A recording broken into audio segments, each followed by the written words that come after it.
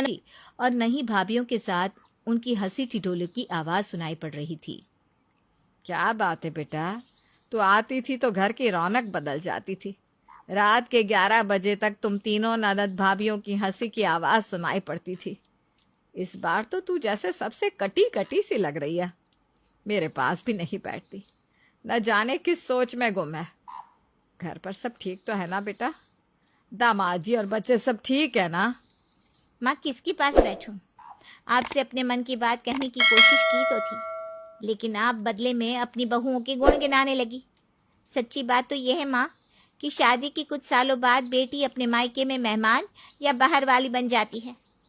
न मेरा यहाँ कोई अधिकार है न अपना है, सब कुछ आपका और आपके बेटे बहुओं का है। गलती हुई जो मैं आ गई। अब से मैं भोपाल की शक्ल भी नहीं देखूंगी। अरे ये कैसी बात कर रही है? मुझे समझ में नहीं आ रहा, आखिर कष्ट क्या है तुझे? मायके में तुझे प्यार मिल रहा है, मान सम्मान मिल रहा है, लेकिन पता नहीं तुझे क्या चाहिए। माँ मुझे आपकी बहुओं के झूठे मान सम्मान की कोई जरूरत नहीं है। अगर सच में मैं इस घर की कुछ लगती हूँ तो मुझे भी इस घर का एक फ्लोर चाहिए। क्या कहा? तुझे एक फ्लोर दे दूं तो हम सब कहाँ जाएंगे? माँ नीचे का फ्लोर मुझे चाहिए। आखिर पापा के मकान में बेटी का भी तो हिस्सा होता है ना। सुषमा की बात कमरे के बाहर खड़ी सुजाता के कान में भी पड़ जाती है। सुजाता तेज कदमों से जेठानी के कमरे में जाकर उन्हें भी सास के कमरे के बाहर ले आती है।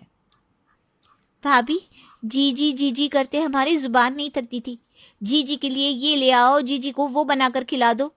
और देखो जीजी के मन में काला निकला। क्या बोल रही है छोटी? कैसी बात कर रही है?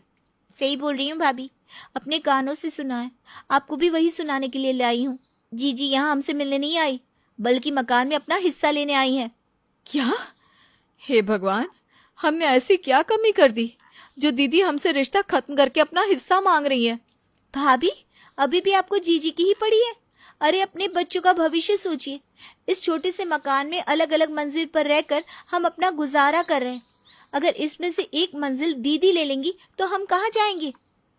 देख सुजाता, कानूनन तो उनका भी हक है इस घर में। हम इनकार करने वाले कौन होते हैं?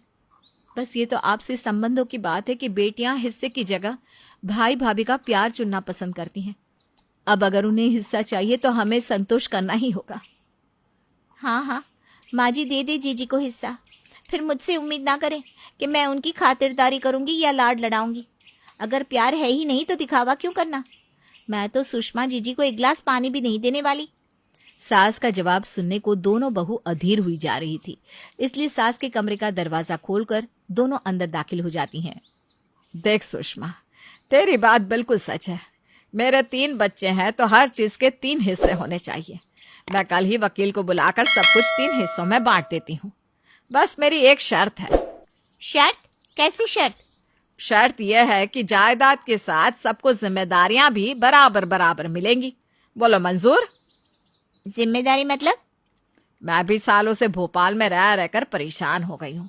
सोच रही हूँ तेरे साथ मुंबई शिफ्ट हो जाऊं। क्या मुंबई? माँ आपको पता तो है मुंबई में पहले ही जगह की प्रॉब्लम है और महंगाई की तो पूछो ही मत। लेकिन बेटा अगर तू हिस्सा लेगी तो माँ की जिम्मेदारी भी तो उठानी होगी। और हाँ, मेरा ना चश्मा टूट गया है तो अब मुंबई में ही आंख टेस्ट करा के नया चश्मा बनवा लेंगे। और हर 6 महीने में ना मेरा हेल्थ चेकअप हुआ करता है तो वो भी लगे हाथ करवा देना। और मेरी बीपी शुगर की दवा का ना खास ध्यान रखना होगा, एक दिन की भी मिस ना होने पाए। माँ मैं तो बच्चों को छोड़कर बाहर जा ही नहीं पाती और उन्हें कहाँ इतना समय मिलता है कि रोज रोज अस्पताल भागे। आपका इलाज भोपाल से चलता है तो आप आराम से यहाँ रहिए ना। भैया भाभी को आपकी दवाइयों का भी पता है, वो सब अच्छे से कर भी तो रहे। क्यों बेटा, बस सुनकर ही घबरा गई? अभी तो पापा की और भी जिम्मेदारियां हैं, जैसे किसी के जन्म या मृत्यु में शामिल होना, मौके के अनुसार शगुन भिजवाना, मेहमानों की देख रेख करना। अरे पर वो सब तो भैया करेंगे ना। पापा के नाम जो भी न्योता आएगा उस पर भैया ही तो लेन देन करेंगे, मैं क्यों करूंगी? सुनने में अटपटा लगा ना बेटा? हाँ तो थोड़ा अजीब ही, लेकिन ये भी तो गलत है ना कि हक बेटी का और जिम्मेदारी बेटे की। अगर जमाना बदल गया है तो बेटी भी तो बेटे का फर्ज निभाए। जैसे तू आज सामने से आकर अपना हिस्सा मांग रही है, वैसे कल को भैया भी तो जिम्मेदारी से पीछे हट सकता है, तब मैं कहाँ जाऊंगी।